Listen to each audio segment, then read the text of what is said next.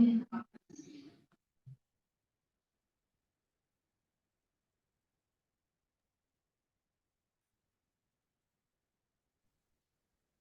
afternoon and welcome to the Five Stone Buildings webinar. We've just opened the live link, so we're just going to wait for a few minutes to allow everybody to join before we start.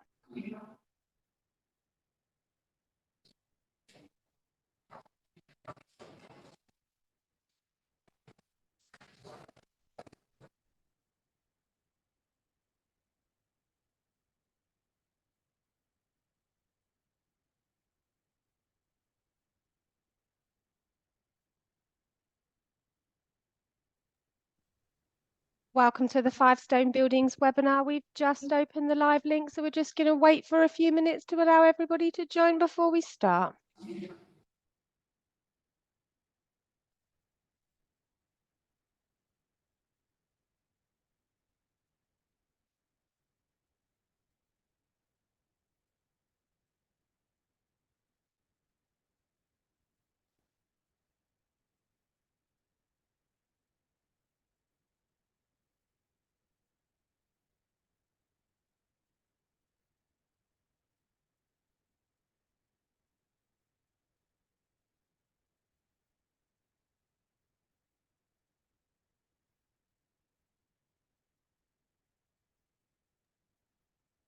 Good afternoon and welcome to the Five Stone Buildings webinar. We've just opened the live link, so we're just waiting for a few minutes to allow everybody to join before we start.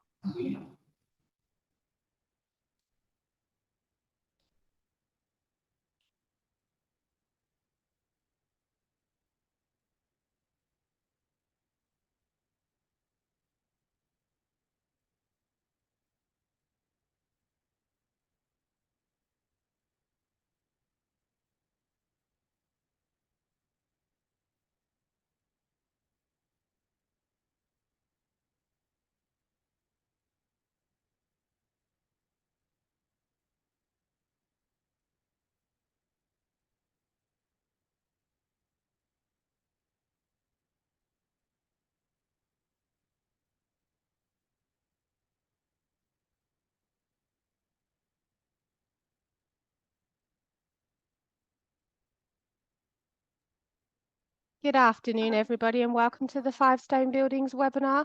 We've just opened the live link, so we're just going to wait for a few minutes to allow everybody to join before we start. Whilst we are waiting for everybody to join the link, I shall just remind you of the house rules. So just to remind you that this webinar is being recorded.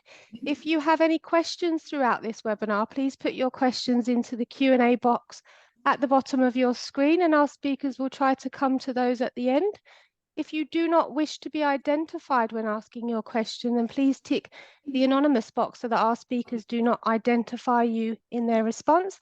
And this webinar will be on our website to view afterwards. So I will now hand over to Ruth and Frank. Good afternoon, everybody, and thank you so much for coming to our webinar, which is a contentious probate update. My name is Ruth Hughes, and this is Frances Ng, and we are both specialists in contentious probate at Five Stone Buildings. And really what happened here was that I thought that there had been quite a lot of contentious probate cases, so I thought it would be great to do a webinar about that in order to hopefully guide you in your legal research and understanding on the cases that have happened only in 2024. And I printed out all the cases that we are going to talk about because that's the way I roll. And it came to this much paper. So we have got a homework section at the back of the webinar, which will indicate what we think are the most important aspects of the cases from 2024. If you do want to do a bit of additional reading, there won't be any text. So we are going to talk about these cases that are on the slide. The most important one is Rea and Rea, which is a decision of the Court of Appeal, and it is a very pithy judgment of Lord Justice Newey. And we're also going to talk about Go Hill, which concerns summary judgment, Leonard and Leonard, which is a capacity and dementia case, Bera, which was a case that wasn't posed, but was kind of quite interesting in light of the serious allegations that were made.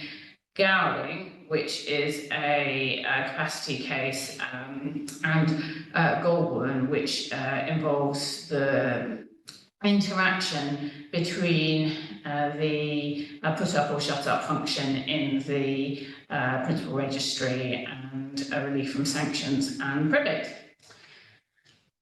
So without further delay, we're going to kick off in relation to Rhea and Rhea. Frank, can you tell us about the facts of Rhea and Rhea? Yeah, I hope most of our listeners won't be too bored by this section, because they would have heard facts of Rhea and Rhea, and of course the 5 different judgments that have been handed down and people have talked about. But in brief summary, the testator had 4 children, and her older will in 1986 had divided her estate up equally. From I think it was 20.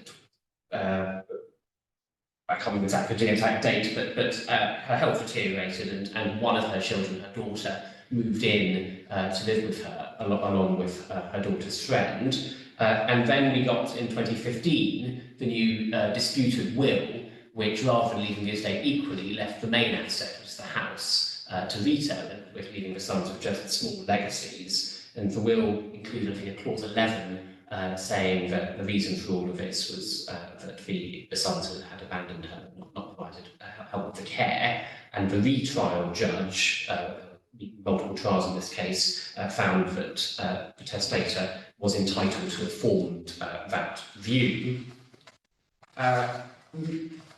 The willed circumstances were that Rita had organised it and had gone to the first meeting, and the solicitor had kept very detailed notes. I think in one of the earlier judgments, the judgment of Deputy Master Arkush, he praised the solicitor extensively on how she managed both the file and the will writing process, and her file recorded that she'd stopped Rita from interrupting and answering questions of the testator. The testator had been firm in her instructions, and that a suggestion from Rita about where the residue should go had been rejected. The solicitor also was concerned about the possibility of capacity and undue influence issues, as she got the GP not only to form a capacity assessment, but also I think witness the will as well. So full compliance with the golden rule. And at the second meeting that took place, where the will got amended and executed, Rita wasn't present, and again there's detailed notes saying that everything was explained in detail to Anna the testator. The sons were not told about the new will until after the testator had died a few years later, and when they were told, they did not accept it. Sorry. Do you want to tell us about how the matter came to court and the rather tortuous, somewhat Jarndyce history of the matter? Yes, well, the one we're talking about now is, I think, hearing number 5. It starts off with a 3-day trial before Deputy Master Arkush, who upholds the will, rejecting all of the arguments on capacity, knowledge and approval, undue influence, and fraudulent calumny. There's then an appeal from the sons to Adam Johnson, it's Justice Adam Johnson, who dismisses it. There's then a further second appeal to the Court of Appeal, who overturned the judgments, finding for the sons on procedural regularity grounds relating to Rita's evidence, and they then direct a retrial. There's then a 4-day retrial before His Honour Judge Hodge Casey, who this time pronounces against the 2015 will, but purely on the ground of undue influence, not on any of the others. And then finally, this year, we've had the appeal to the Court of Appeal, which has reversed Judge Hodge's decision and granted probate in favour of the will, essentially finding for Rita. Back to where we started with that. Back to where we started, but presumably a lot of costs later. I would say so.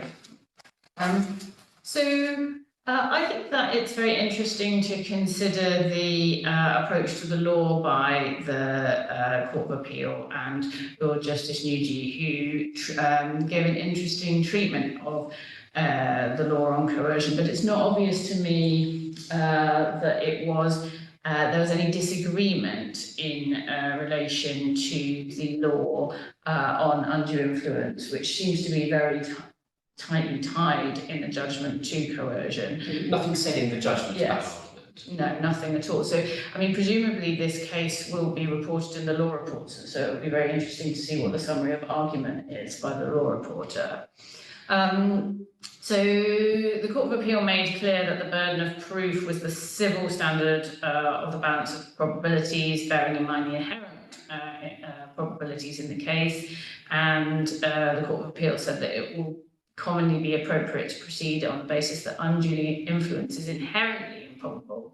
As I have said, undue influence signifies coercion in this context, and potential beneficiaries are surely less likely to resort to coercion than to rely on affection, gratitude, or even persuasion. So asking is more likely than forcing. Yes, and that's going to be a big feature in how they deal with everything. Yes. And although the court said that undue influence could be proven without direct evidence of coercion, following Mr. Justice Mann's decision in Schrader, which is probably the most well-known recent decision where undue influence has been upheld in the testamentary context, judicial statements about all the alternative hypotheses needing to be excluded were wrong.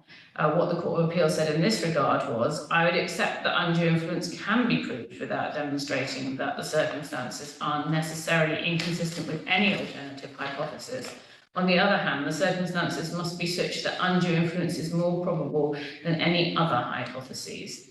If another hypothesis is just as likely, undue influence will not have been established. When making that assessment, moreover, it may well be appropriate to proceed on the basis that undue influence is inherently improbable. So, I have long thought that the suggestion that undue influence has to be need to be shown to be the only possible solution is wrong. It just seems completely obviously wrong with the modern approach to evidence. But would also say that this is really underscoring the policy that is behind that idea, which is that it's going to be extremely difficult to upset wills on the basis of undue influence, as indeed it always has been. Frank, could you just tell us a little bit about the approach that the second trial judge, His Honour Judge Hodge Casey, took to the approach of undue influence? Yes, well, and also how the Court of Appeal dealt with that. Yes. Judge Hodge relied on a number of factors, and a lot of those factors really have echoes in Schrader, of Schrader. So, and all of them were found not to justify his decision. Which again we'll come back to, that leads to the question of where is Schrader now. So the first factor was that the testator was herself frail. What the Court of Appeal said to this, though, was that that doesn't mean that she was suggestible or unable to think for herself, and that she had capacity and had rejected at least some suggestions from Rita, and had also made further changes in Rita's absence, albeit not ones that really affected Rita. The second big factor was Rita had a forceful personality and what's called a forceful physical presence. Yes. What that means. But I think it might have meant that she looked like she was a bully in the witness box. I think that might be what it was meant. But Lord Justice Newey's answer to this was that even people with forceful personalities don't routinely, let alone invariably, exercise undue influence. So even so, that's not enough of either. Third factor, and again, all of these are quite similar to Schrader and Schrader. The third factor it was that Anna was dependent on Rita for her care. But the Court of Appeal's answer to this was that not to put Rita in a better position to exert undue influence, but it didn't provide evidence of undue influence actually being exercised. And there was the alternative explanation, which was that Rita was her sole carer and Anna wanted to reward that. Can you have the next slide, please? Sorry, no, still on this one. Next factor was that Rita's evidence about the circumstances of the changes in the will have been rejected. So actually, Judge Hodge was finding that she hadn't told the truth when dealing with how the will got made. Again, that's similar to Schrader, I think. But the Court of Appeal's answer to that was that not being upfront about the history of the will is also consistent with her not wanting to reveal that she'd encouraged or persuaded her mother not to make the new will. So it still wasn't evidence of coercion. It really shows that approach to the law in action, that persuasion is inherently more likely than coercion. So anything that might normally cause you to infer coercion, if it's also consistent with persuasion, it's not good enough, it seems, at least in this case. Fifthly, the will was timed shortly after the sons had stopped assisting Rita with Anna's care, the suggestion being there that in fact it was Rita who had instigated all of this. But the Court of Appeal felt that there were also other good reasons why the will might have been timed the way it was, because the old will was 30 years old and Anna was feeling abandoned by her sons. And then sixthly, Rita had made the arrangements for Anna to visit the solicitors. The Court of Appeal's answer to that, well, that's commonplace, and in fact, Anna might have wanted Rita to know that she was being provided for and her care recognised, and also Rita wasn't at the second meeting when the will was revised. The seventh of Judge Hodges' factors was that he felt the language of Clause 11 explaining the decision to exclude the sons would have come from Rita and not from Anna. The Court of Appeal's response to this, which I think is a fair response, is that Rita wasn't actually cross-examined on that point, and there's no suggestion of it in the file. The eighth reason was that Anna had told her GP that the sons had their own properties, but in fact Rita also had a flat, so that she was under some sort of misapprehension at the time. And this goes to this issue of coercion, because when you think about cases like Edwards and Edwards, which are saying that actually is coercion or fraud, yes, well, that might be a factor that would point towards it being fraud, which might support an Edwards and Edwards style difference argument. But here, no. But it did seem from the analysis of the law that what that kind of an undue influence argument wasn't being advanced. There's no hint of that in the argument. No, but I think arguably this is it in action, which makes it part of the ratio, because the Court of Appeal's response to this argument that Rita's clearly under a misapprehension was that, well, if she was under that misapprehension, then that makes coercion less necessary.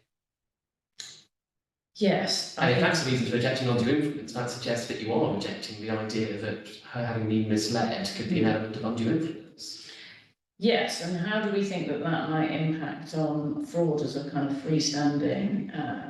Well, it means that if you want to go for it, if this is all right, then you can't bring it as part of your undue influence claim. You've got to expressly say it and run your case that way. Of course, for actual fraud cases, at least outside fraudulent calumny, they're there. Yes, but they might need to be less rare now if this is how it's to be approached. I mean, it's fair to say that it's not that usual to find undue influence cases decided on a kind of quasi-fraud rather than that's a fair point of as well. And then ninthly, the Judge Hodge had said that Rita had a reason why she wanted the property, because she wanted to sell her flat, which she owned, to pay benefits. But again, the Court of Appeal's reasoning is in action here. It says that would be a motive for coercion or persuasion, and persuasion's fine and inherently more probable. And then finally, number 10, again, this is echoes of Schrader. Rita had failed to disclose the existence of the will until after Anna had died, and Judge Hodge had found that was in order to make a challenge more difficult. The Court of Appeal's response to this was that even if Rita's explanation had been rejected, and Rita in trial had said that she left the question of disclosure up to Anna, even if that's rejected, a wish to ensure that they don't know about the wills to make it harder for them to challenge it, that would be consistent with both coercion and persuasion. It's just sort of really difficult to see what would be inconsistent with persuasion, except some evidence of a gun being put to testator's head. It does make one have to wonder what other than direct evidence will do. Yes. Even if the court feels that in principle indirect evidence it might do, but also it raises the question if these are all interfere with the trial judge's decision, because a trial judge might have thought, well, you only want to hide this because you know you've done something which would invalidate the will. Yes. And to say therefore that actually this wasn't even open to him, I think it's quite a big step. We feel a bit sorry for his own judge Frog, who seems to just have followed Mr. Justice Mann's approach in Schrader. I think that's possibly fair.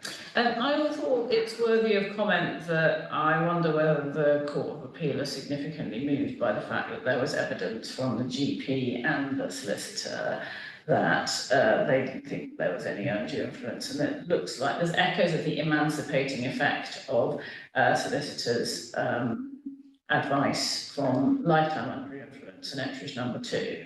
Well, yes, that brings us on to the next point, is having rejected Judge Hodge's reasoning, they also added that he gave insufficient weight to the evidence of the solicitor, the GP, and of Rita's friend, who said that Anna was strong-willed and was upset by the sons, and that Rita had never abused her verbally or physically. Those did all carry weight. GP had given evidence that he seen no indication of undue influence. And then standing back, the Court of Appeal found that the evidence didn't entitle the judge to make his findings. So, although direct evidence of coercion is not necessary, it's difficult to see how it's going to be proved where coercion is going to be seen as inherently less likely than persuasion. So how are we going to do that, Frank? Well, we don't know until it's an open question. I was wondering whether, if you had clear evidence that the testator did want to leave you something, or particularly if she said it about the time or after the will, then I want maybe that would go to it, as it would suggest you'd have to have been coerced rather than persuaded. You weren't persuaded. Well, perhaps maybe you have been persuaded in the day and a half since you made the representation. And equally, maybe Rachel didn't want to tell you that you weren't getting anything, so surely wouldn't be enough on its own. And the other possibility is you could show non-testamentary coercion. Yes. But of course, similar fact evidence. But you've still got the same issue that the reason why it's hard to find direct evidence of coercion in testamentary context is that you tend to do it behind closed doors. Yes. That's going to be true of all types of coercion. Yes. So we think that actually the facts of the case aren't too dissimilar from Schrader and Schrader. Do we think if Lord Justice knew he had had a look at Schrader and Schrader, he might have decided it differently? It's hard to say, but you could imagine it being decided differently. And I think the approach that I'd often take on this case is to really use Schrader as a model. I think it's not as safe an approach now as it was a few weeks ago.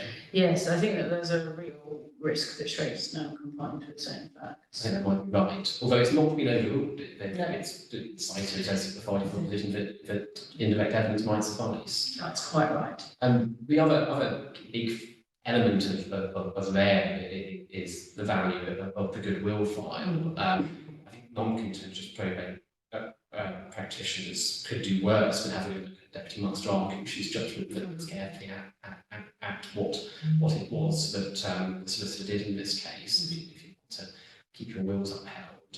But it does raise the question about whether it's right to treat solicitors and even GPs with their evidence of the weight that they got in the Court of Appeal. Because if coercion is if coercion is sufficient to make you change your will, you might expect it to also be sufficient to get you to answer the right questions in the right way to the solicitor. I think that's what Justice Mann said in Schrader. Yes, and there's a lot of human truth to that. I mean, if the coercion is particularly effective, it will evade all Yes. these So investigations. query whether, I don't think the court is saying that solicitors have a particular emancipatory policy. Although they but do say that in Ettridge. yes. So we think that's interesting, and we think that this is going to be the most important case from this series of cases, and will be the one that I think on our daily lives. quite. But the headline is undue influence harder to prove. And also we think that maybe that there is a limitation on the benefit of re-editing the factors. Yes, the big omission from the case is listing those factors that were set out by Justice Lewis in Edwards, which virtually every case since Edwards has used. Yes, and it's interesting because it's not in the argument, but as you rightly pointed out when I said that, it's obvious from Ms. Honour Judge Hodges' decision that cites Edwards, so it's not like the Court of Appeal wouldn't have been aware of the decision. Yes. So I assume that the omission is deliberate. Yes. So maybe re-Edwards less helpful than it used to be. Yeah, well, the final issue is it that actually cases like Schrader and re-Edwards are long, and that really this is the return to orthodoxy. Yes, and a very strong policy decision not to allow wills to be undermined in the undue influence. And to uphold the distinction between lifetime and probate undue influence. Yes. Schrader-style reasoning gets you not all the way, but a long way towards treating them similarly. Yes, I can see that. So moving then on to Go Hill, which is the next case that we're dealing with, Frank. Can you set out the facts of that for us, please? So Go Hill is the summary judgment case. Yes. The testator there was estranged from his wife and son, and he left a will instead, leaving all of his estate to his daughter-in-law and her 2 children with that son. The wife, of course, didn't like this, takes out a caveat and appearance to a warning, and the daughter-in-law brings a probate claim. The wife enters a defence, but not of any particularised defence. So she requires the wife to prove capacity to execution, not to approval, and then she alleges undue influence and fraudulent calumny. She doesn't go much beyond that, other than alleging that the testator had been isolated from his family, and that the daughter-in-law had induced in him a state of confusion, anxiety, depression, fueled his anger, and caused him to be unable to think and do things for himself, maybe involuntary manipulation, but nothing beyond that. There were also counterclaims for the Purchase Document and the Inheritance Act, but those weren't dealt with in these proceedings. The daughter-in-law didn't think very much of this defence and applies for summary judgment, which is something you don't often see in probate cases. And she is given her summary judgment. Deputy Master Lambert went through the various challenges. The due execution issue, there'd been a decent, large, numerous response. The will had been signed in the presence of 2 solicitors who didn't doubt his capacity, and she thought it wasn't being absent anything more. There was no argument there. The only wrinkle in that was that one of the solicitors had since been struck off for dishonesty offences, but even that wasn't enough. It wasn't enough to give a real prospect of success on the point. On capacity, there was a presumption of capacity from due execution of a national will, and all there was really was speculation in the pleadings, and in fact the document showed the testator communicating coherently when she had an interpreter. On knowledge and approval, it was a short, simple will, and that whilst the claimant whilst the wife might nominally trigger the suspicious wills case law because of the claimant being there, in fact, there was nothing in it because the testator had been provided with a hinted translation that she wouldn't be able to understand. And finally, on undue influence and fraudulent calumny, there was no particulars there, and there was a clear alternative explanation for the will, which is that she was estranged from the from the wife and son, but not from the daughter-in-law. And in any case, the testator's views on the defendant family had nothing to do with the claimant. It looks like a lot of the problem was that the son had criminal convictions and been found to have pretty fraudulent evidence. Was the claims properly professionally drafted, or was it something they'd done themselves? I don't recall, but it's certainly not well drafted. So, just before we go on to the next slide, I mean, it's interesting that you're getting a summary judgment in a probate case. It's very unusual, isn't it, Frank? Yeah, it is. It's not something I often see, and it's interesting to see that it can be done. Yeah. And that a judge is willing to go through bit by bit and say, no, you can't. None of this is any good. So, particularly if you've got a case that hasn't given any detail about what's being said, or puts you to proof when you've got a immediately hear a will file, then this is something to really think about. Yeah, so bold, but it worked in this case. Yes. So I'm going to now talk about Leonard and Leonard. This is a case that is extremely long, going on for more than 400 paragraphs. It's a decision of Mr. Justice Joanna Smith, and she likes a long judgment. I would say that there are some interesting issues that arise in relation to testamentary capacity, and we'll get to that in a second. So Dr. Leonard had 4 children, Jonathan, Andrew, Sarah and Merrigan, from his first marriage. He was a successful engineer, and he'd had a career in the UK and America, and some of his children stayed in America. He had taken them to America when they were growing up, and some of them returned to England with him, and some of them, including Andrew, stayed in America. Andrew unfortunately had suffered a brain injury and PTSD as a result of that, and he was particularly supported by Andrew, who lived in a property that Dr. Leonard owned. He had a 40-year marriage with his first wife, and the marriage seemed to have been extremely happy and supportive one, but sadly she died of cancer, and shortly after that the deceased decided to go on the internet, and he met his second wife, Margaret, and they also seemed to have a very loving and supportive marriage. She had 3 children. She was a widow. They were Mark, Liz and Melanie, and those children became close parts of Dr. Leonard's family. Melanie sadly died before Dr. Leonard did, and she left 3 step-grandchildren.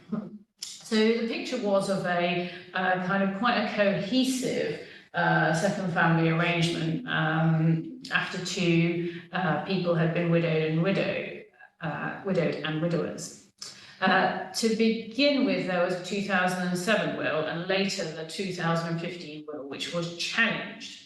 So the 2007 will left the family home to Margaret, shares to the children. When I say the children, I mean Dr. Leonard's children. Option for Andrew to purchase his home in America.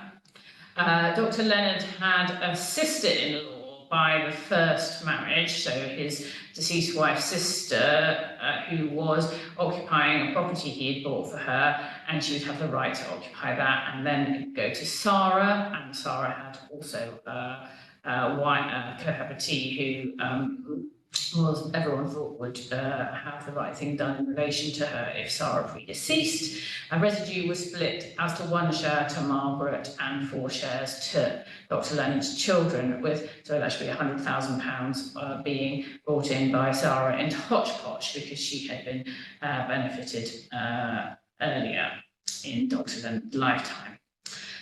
In relation to the 2015 will, this was similar but different, and there was a significant increase in the benefit to the children of Margaret. The family home was still to go to Margaret. Marjorie was still to have the right to occupy the home, and then split into 7 shares related to 1 to Margaret, 4 to the children, and 3 representing the stirps of Margaret's children. And residue was shared in essentially the same way, but subject to some complicated accounting. Sarah accounting for an advancement said to have been £200,000, Megan accounting for £100,000, and Andrew taking account of a gift to the US property, which was being dealt with separately. The estate was £5.4 million. It was difficult to estimate the precise impact of the 2015 will. It hadn't been drafted by a solicitor, but rather a chartered tax advisor at Barclays. And it might be said that that did not go that well. The claimants made a rough estimation, the claimants were the children, that they got £459,000 each under the 2015 will, down from about 15,000 each under the 2007 will, whereas Margaret's family got on average £870,000 under the 2015 will, compared with about £680,000 under the 2007 will, as on the basis that Margaret would die fairly shortly and that her children would inherit her share. So it's right to say that the will drafting process in this case took some time and was complicated. And I think it's probably fair to say that the tax advisor from Barclays was perhaps a little bit more concerned to establish a trust structure that she thought might be tax efficient and protect everybody's interests than Dr. Leonard was necessarily giving instructions for, because there were times at which he said that what he really wanted was that he wanted his estate to pass to his wife and that she would do the right thing. I think at times he was saying, I don't understand this. Yes, he was definitely finding the trust structure with a short-term interest in possession difficult to grasp, and there was quite a lot of email correspondence where she fails really to explain in a way where, and sentences where she fails properly to explain in a manner that he can understand. The will was challenged on the basis of capacity, want of knowledge and approval. And Mrs. Justice Joanna Smith found quite unusually that the deceased failed to establish capacity in relation to limbs 1 and 4 of Banks and Goodfellow. She said that he was able to understand that he was making a will that took effect on death, but he was unable to understand the particular provisions of the will which and the trusts which were being executed through the will. And it's an unusual and interesting example of someone who isn't on the Glasgow Coma scale, failing limb 1 of Banks and Goodfellow, and an interesting sort of application of what it really means to understand the will which you're trying to execute when it's complicated. I think that this is an interesting situation because I think it is possible that if a simple will had been prepared for Dr. Leonard, then he would have been able to execute a simple will which at times he was trying to give instructions for. Mrs. Justice Joanna Smith said that Dr. Leonard was able to properly grasp the broad extent of his estates, his assets in his estate, such that limb 2 of Banks and Goodfellow was complied with, and that he was able to comprehend the moral claims on his estate, but that he had failed to properly engage with Andrew's situation. Andrew, for a hugely long period of time, had been supported by Dr. Leonard, and Dr. Leonard had been keen to ensure that Andrew's occupation of his own was properly protected, and had considered various different ways of undertaking that, including a potential US will. But at some point, his attitude to Andrew changed, and Mrs. Justice Joanna Smith found that that was as a result of the dementia, and it had perverted his moral sense of right. And so I thought it was very interesting to see that coming in as limb 4 of Banks and Goodfellow, which she said clearly was a separate limb of the test, rather than as a part of limb 3. She found that the will wasn't saved by an application of the rule of Parker and Felgate because there was no will for which the deceased had given capacitous instructions, and that the deceased did not know and approve of the contents of the will. And in some ways that's very shocking in the context of a professionally drafted will. It did strongly make me recall the case of Blackman and Mann, in which I did think that there was a real risk that Sir Donald Ratty was going to say that if you had a £10 million estate, which Mrs. Blackman did have, that you'd have to be insane to use Barclays Bank Will Writing Service, but he didn't go that far. I think that this could have gone a lot better if a solicitor had been used. It puts solicitors in a slightly difficult position, doesn't it? Because on the one hand, they might be negligent if they don't draft a will that's tax efficient, and on the other hand, they might be negligent if their tax-driven proposals mean that it can't be understood.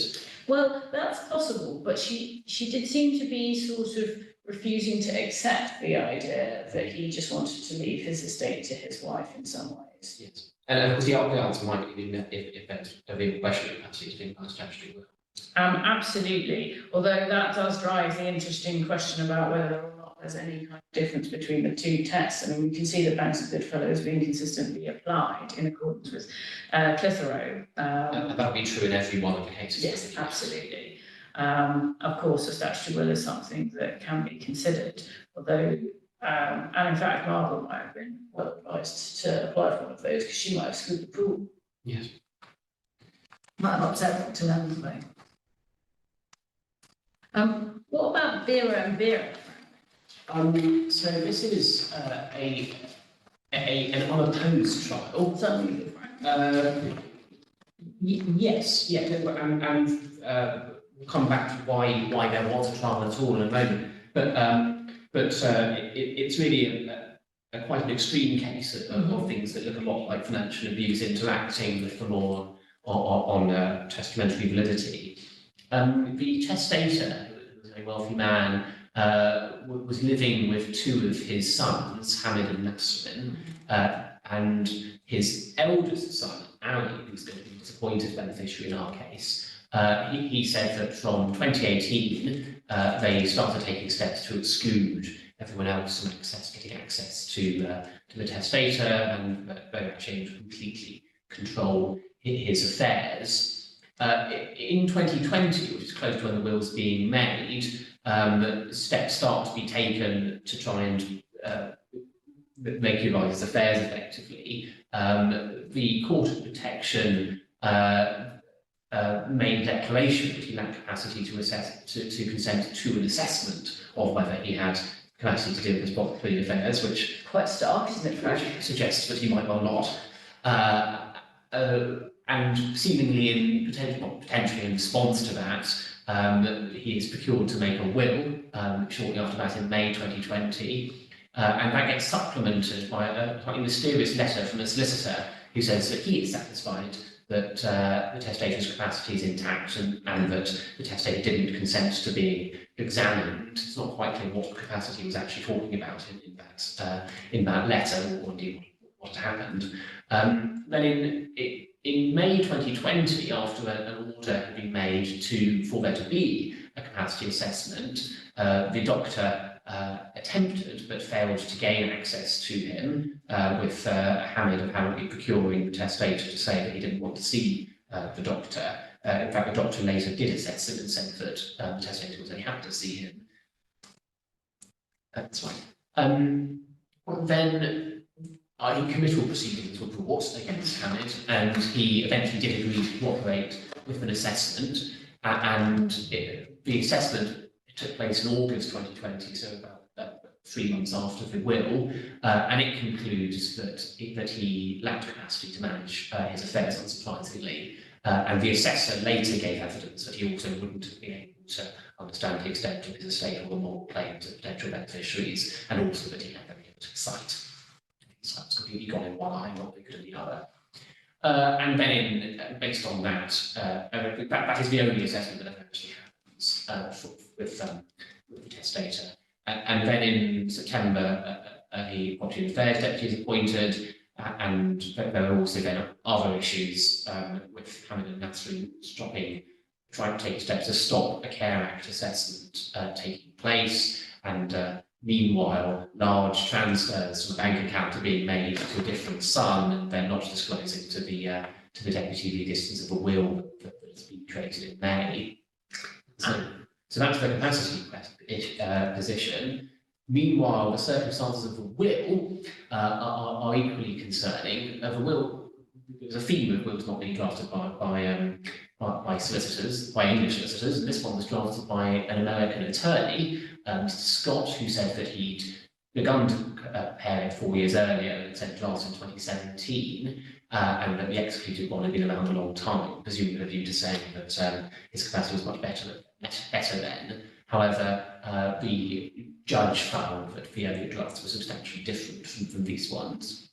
Mr. Scott also said that the testator wasn't unduly influenced and did have capacity. I think, like I said, in documents from him, he wasn't giving evidence. However, there was no evidence that he'd ever met the testator, and he didn't provide a proper Larkin-Nugent response. And troublingly, he also said that instructions had been relayed by Hamid and Nasrin, and that Hamid had acted as the interpreter.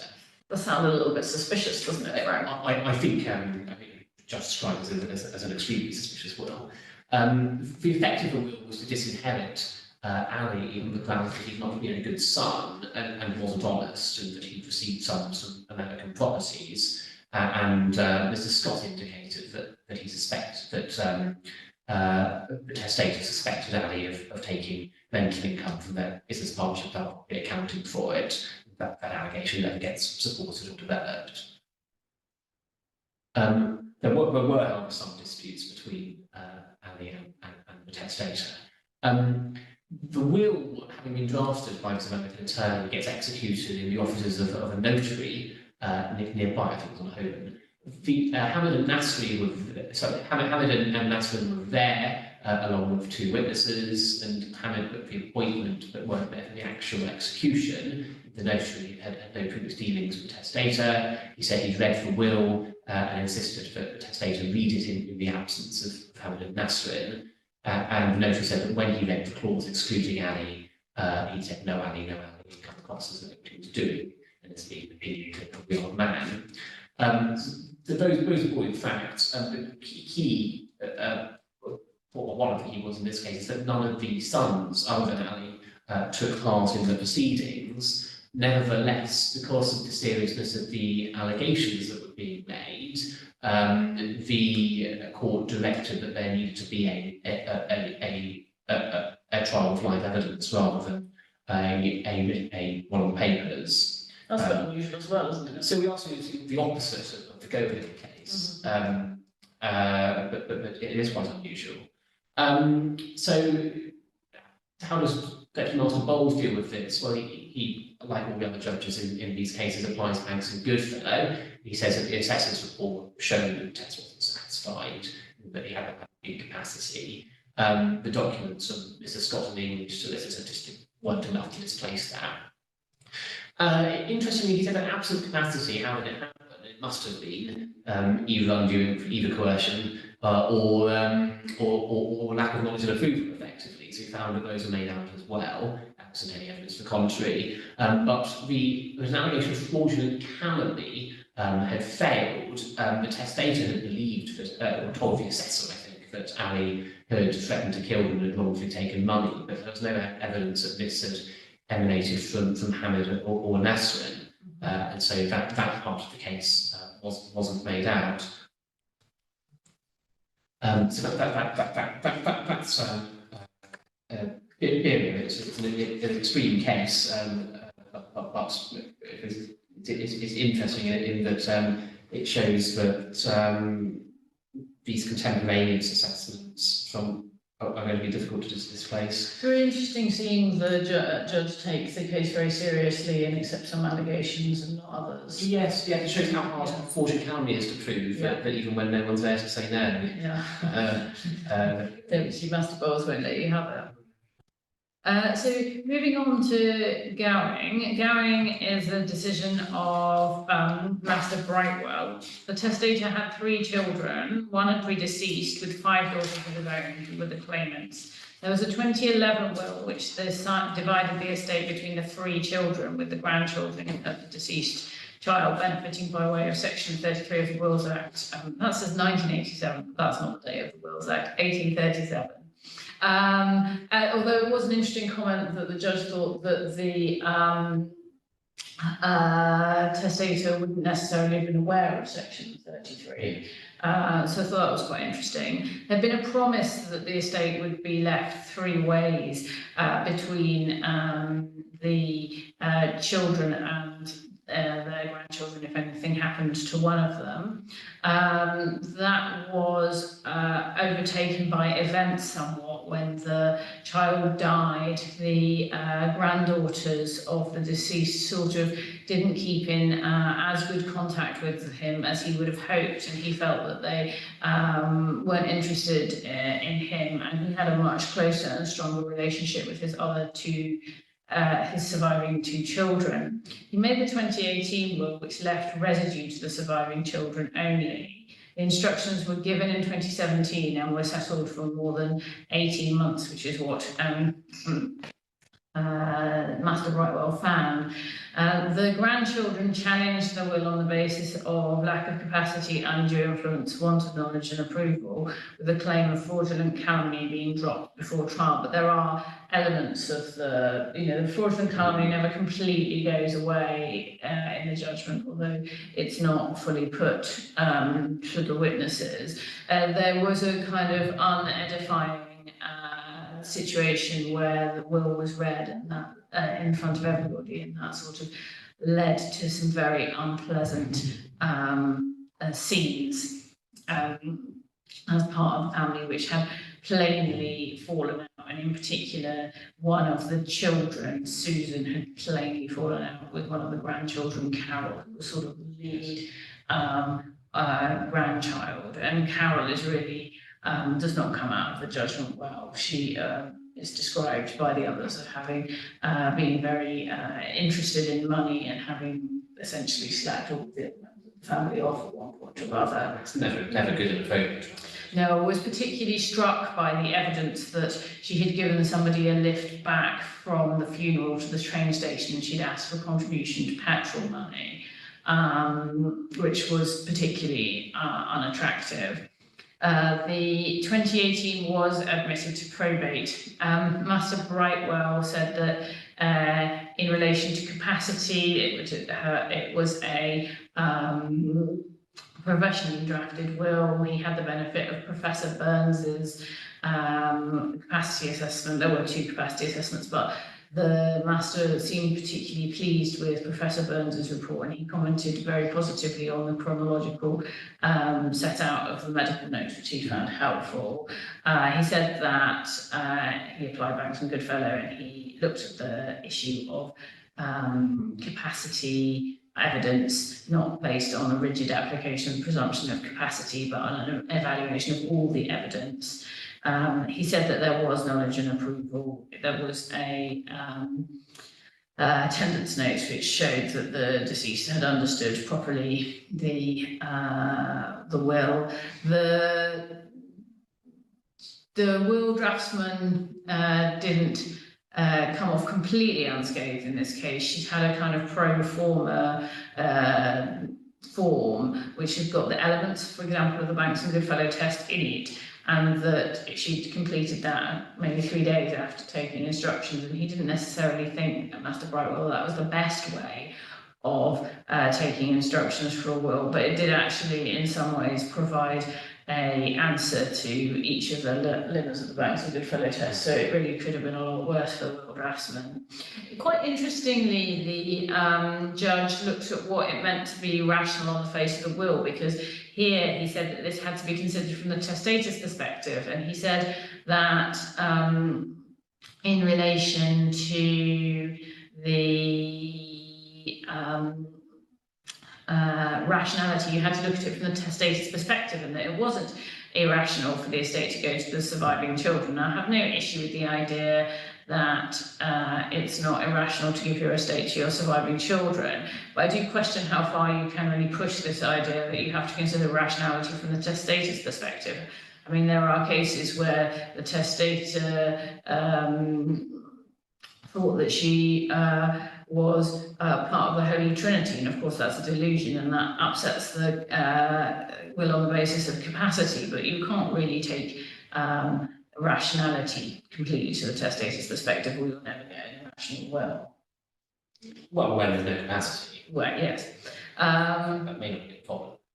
Well, that's quite right, but I think that there's limits to that. But it is interesting to see that you have to stand in the testator's shoes to look at what is and isn't rational. And interestingly, in undue influence, and I think even though Gowring actually postdates Ray, he simply applies Edwards and Edwards and says there was no evidence of coercion, and that although there was an allegation of coercion put to the surviving son, it wasn't put to the surviving daughter, and the judge didn't think that the son could have coerced the testator without the input and knowledge of the daughter, who had an important role. It's a message for counsel. Yeah. You do have to, undue evidence is a serious allegation. Yeah. You can't just make submissions on it without I think, to be fair to counsel, that he was saying that Terence had been doing the undue influence rather than Susan. Yes. But I think the judge said that it didn't think that was possible at all. Just in relation to that case, I thought that it was sort of interesting to see what the judge was saying in relation to knowledge and approval, and it's another case where it's been quite difficult to overturn a properly professionally drafted will by a solicitor. Yes, I think a theme of the case where you can do that, I think you really need a clear narrative of how you say the will went wrong. Yes. And of course, it's hard to tell from the judgment how it's argued, but it's not obvious that there's a clear narrative was there. Often find in these cases, or we often suspect in these cases, that what's happening is that a client has said, "Oh, there's no way I would have been disinherited, therefore something must have gone wrong," rather than working the other way around. And sometimes you have, in this case, we've no idea. and of course, sometimes you have quite a lot of evidence by the time you plead a case. If you've done extensive pre-action disclosure, then you might have a coherent narrative that you can plead. If you don't have that, it might well be tempting to plead a kind of much broader range of causes of action and see how things pan out in expert evidence and disclosure and witness statements. But by the time of trial, Certainly my closing speech. yes, you may want to find that you're paring down what you're saying in order to provide what Frank is talking about in terms of a coherent and compelling narrative, with the more difficult allegations perhaps giving way to the more attractive ones. We might strongly apply. Yes.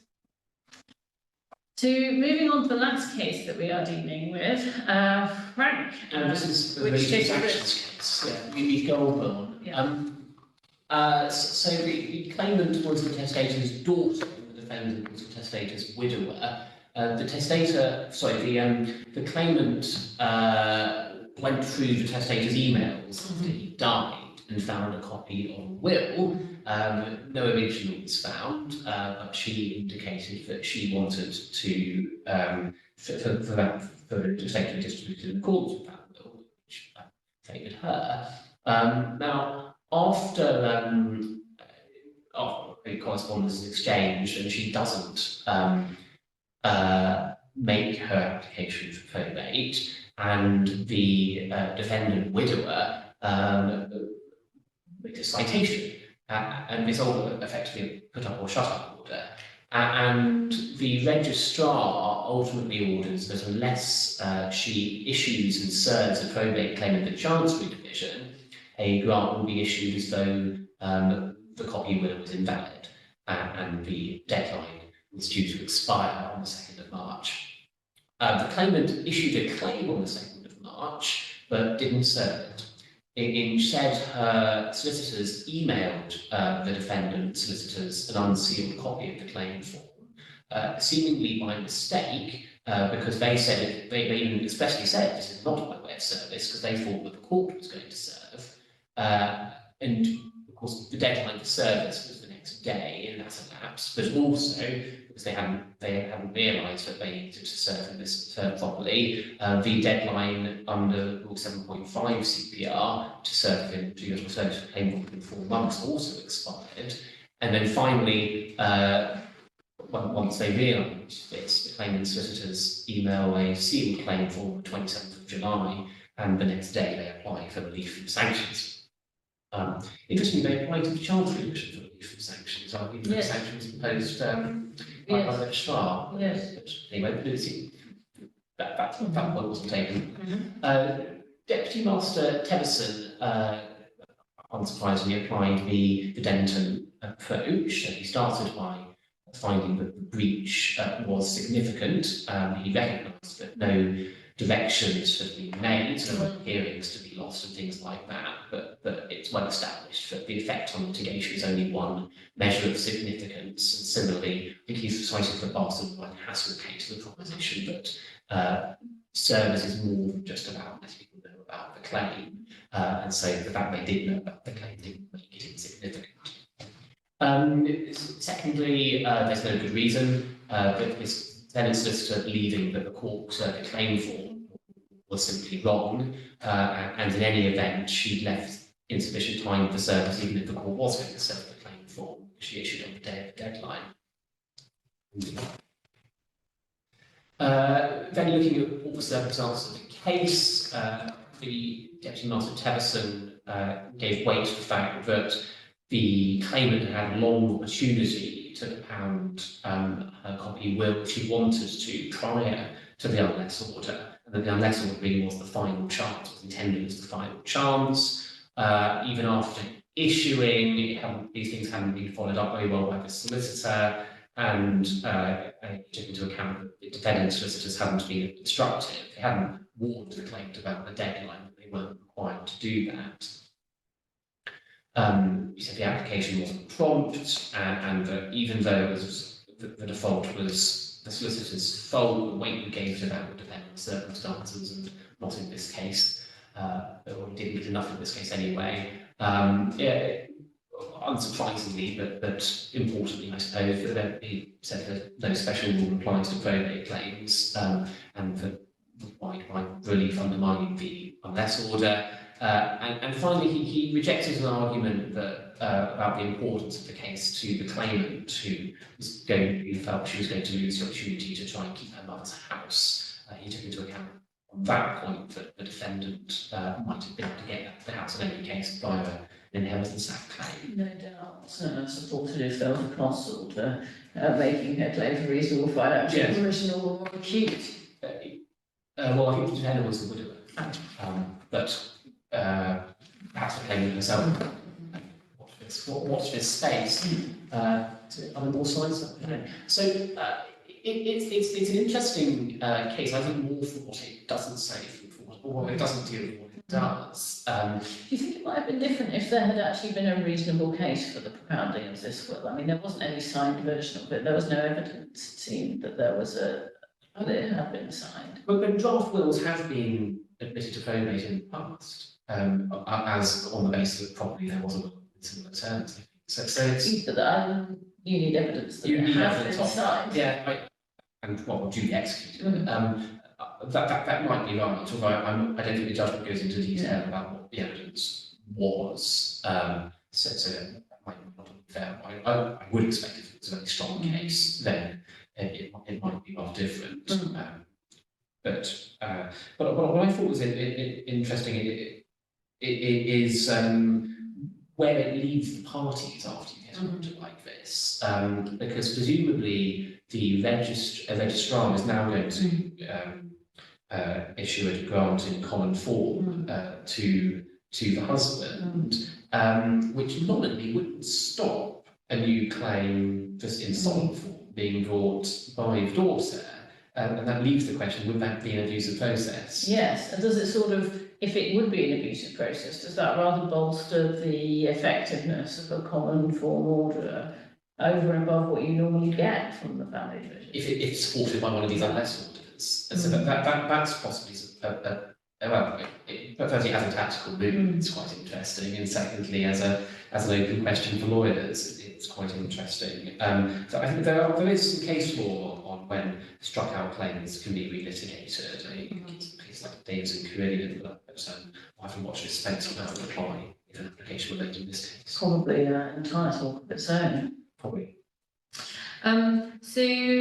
We did give you a small amount of homework. It's just totally optional. If you think that you'd like to do a bit more reading on this topic, that we have identified what we think are the key paragraphs from two of the most important judgments that have come out, which are Rare and Leonard. So this is a kind of Reader's Digest version of the whole file, if that's something that's interesting to you. I think that it's